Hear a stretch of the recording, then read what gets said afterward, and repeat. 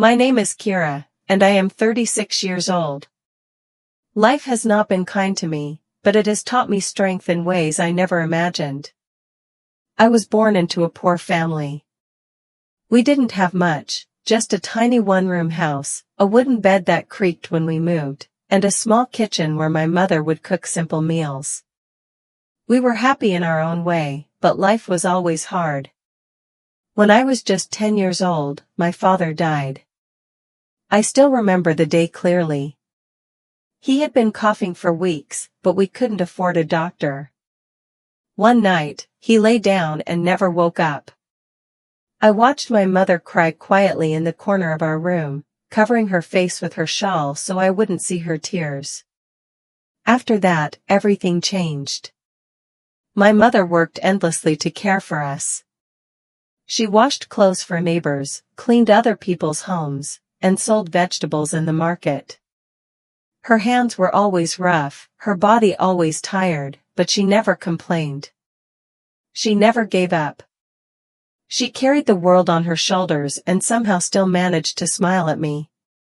By the time I was 13, I knew I couldn't just sit and watch her suffer. I began working too.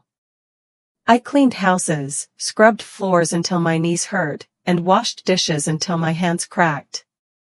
The money I earned wasn't much, but every evening, I would hand it to my mother.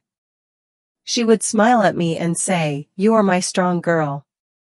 But inside, I didn't feel strong. I felt tired. I felt small. Yet for her, I smiled, pretending to be brave. Then came the day that shattered me. My mother became sick.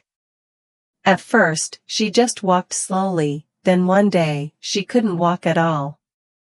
She lay on the bed, weak and pale. We had no money, and no doctor came. I sat beside her, holding her hand as tears streamed down my face.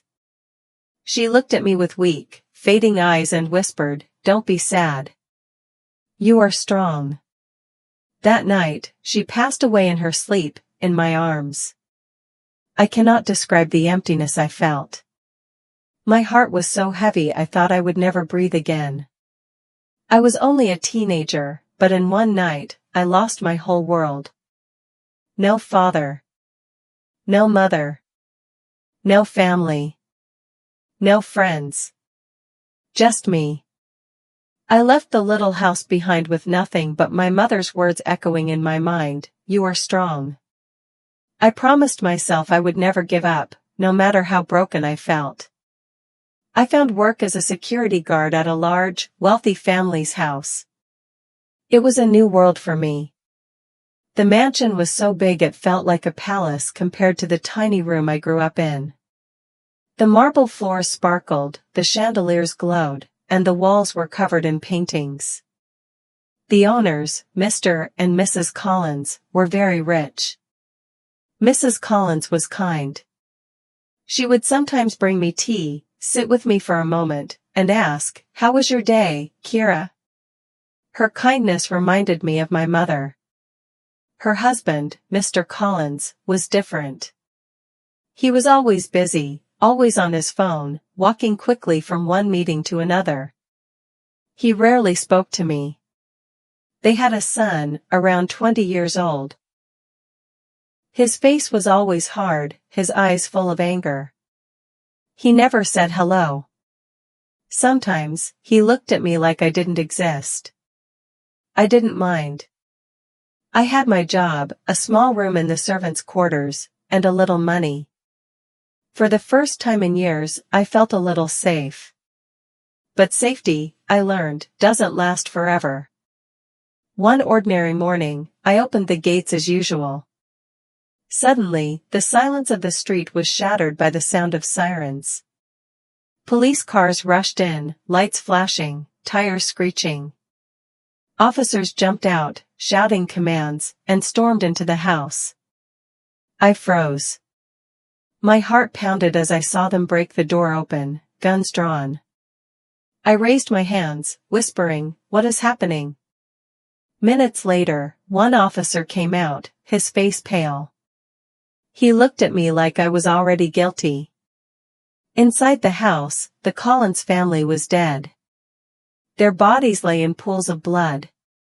The sight was so horrifying I couldn't breathe. I wanted to scream, but no sound came. Before I could even process the horror, the police grabbed me. Cold handcuffs closed around my wrists. "You're under arrest," one of them said. "Wait. I didn't do this. Please. I didn't do this." I begged, but no one listened. They dragged me into the police car. My hands trembled, my heart raced. They said I was the only one there, that the security cameras weren't working, and there was no other witness. I tried to explain. I told them Mrs. Collins was kind to me, that I could never hurt her. Tears rolled down my cheeks as I pleaded, "I am innocent." But they didn't care. The trial was quick, almost like no one wanted to hear me. The state gave me a lawyer, but he didn't fight for me. He barely spoke. The judge looked tired and impatient.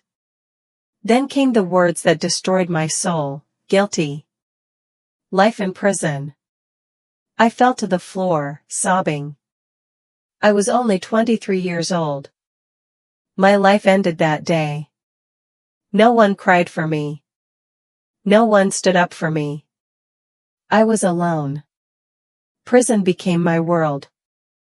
The cell was small, with one hard bed, one dirty toilet, and a heavy metal door. The food was cold and tasteless. Every day was the same. Wake up. Line up. Eat. Work. Silence. Some nights, I cried quietly into my pillow, remembering my mother's face, her voice telling me I was strong. That was the only thing that kept me from losing myself completely. Years passed. I stopped counting the days. I thought I would die in prison. Then one day, everything changed. A lawyer came to see me. He carried papers and looked serious. He told me new evidence had been found. A neighbor's old, broken security camera had captured someone else near the Collins house that night. For the first time in 12 years, I felt a flicker of hope. The case was reopened. The lawyer worked hard. He rechecked the evidence from that night. Finally, after months of waiting, they found DNA on a piece of broken glass inside the Collins house. It wasn't mine. It belonged to someone else, the son's friend. He had a history of drug problems and money troubles. He was close to the family, but after the murders, he disappeared. He changed his name and moved away. The truth was clear. After 12 long years, I was free. I stepped out of the prison gates and felt the sun on my face. It was so bright it hurt my eyes. I was free, but freedom felt strange. I had nothing. No family, no home, no money. I walked through the city until I saw a small bakery. My stomach ached with hunger, but I had no money. Desperate, I walked inside and said softly, "Please, I'm hungry. I have no money." The woman behind the counter looked at me for a moment. Then, without a word, she gave me a piece of bread and a glass of water. Tears filled my eyes as I thanked her. I sat in a nearby park, wondering what to do. I asked people for work, but most ignored me. Some told me no. Then, an old man cleaning the park called out, "Hey, come here." He handed me a broom and said, "You can help me." We cleaned the park together. At the end of the day, he gave me a sandwich and some coins. He looked at me kindly and said, "You work hard. I like that. Come tomorrow again." And I did. Day by day, I worked with him. Slowly, I met other people through him, a small group who supported each other through hard times. For the first time in years, I felt like I belonged somewhere. They helped me find a job and a place to stay. It wasn't easy. I was nervous. I made mistakes. But I didn't give up. Life began to change, not because of luck, but because someone believed in me, because someone cared enough to give me a chance. Life can be very dark. Sometimes, it feels like the pain will never end. But even in the darkest nights, the sun can rise again. If you keep hope alive, if you believe in God, better days will come. Backhand index pointing right. If this story touched your heart, please like, comment, share, and subscribe.